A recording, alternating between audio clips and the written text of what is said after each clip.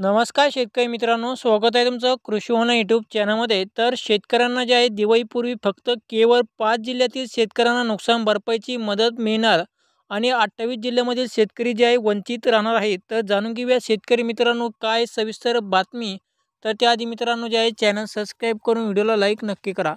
तर शेतकरी बांधवांनो जे आहे मागील महिन्यात राज्यातील अनेक जिल्ह्यामध्ये पावसाने जे आहे धुमाकूळ घातला होता आणि पावसामुळे झालेल्या पुरामुळे आणि राज्यातील जवळजवळ 33 जिल्ह्यामधील 68 लाखाहून अधिक शेतकऱ्यांच्या 48 लाख हेक्टर क्षेत्रावरील पिकांचे नुकसान झाले होते आणि याच नुकसानग्रस्त शेतकऱ्यांना दिवाळीपूर्वी भरपाई देणार असे मुख्यमंत्री देवेंद्र फडणवीस यांनी म्हटले होते। परंतु जे आहे शेतकरी मित्रांनो मात्र आता फक्त केवळ दिवाळीपूर्वी फक्त 5 जिल्ह्यातील शेतकऱ्यांना ही नुकसान भरपाईची रक्कम मिळणार आहे। तर जाणून घेऊया कोणते आहेत ते 5 जिल्हे।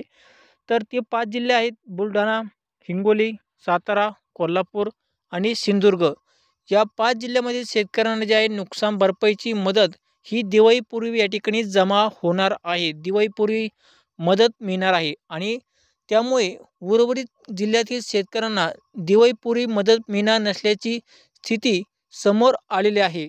तर शेतकऱ्यांना नुकसानीची पाहणी करून तलाठी मंडळ अधिकारी पंचनामा अहवाल तहसीलदाराकडे पाठवत आहेत व त्यानंतर तालुक्याचा एकत्रित अहवाल हा तहसीलदार, गट विकास अधिकारी, तालुका कृषी अधिकाऱ्यांच्या सहाय्य झाल्यानंतर तो अहवाल जे आहे जिल्हा अध्यक्ष कृषी अधिकाऱ्यांकडे पाठवला जातो व त्यांनी पीक निहाय पडताळणी केली। त्यानंतर त्यात काही दुरुस्ती असल्यास तो अहवाल पुन्हा परत पाठवून दुरुस्ती करून घेतला जात आहे।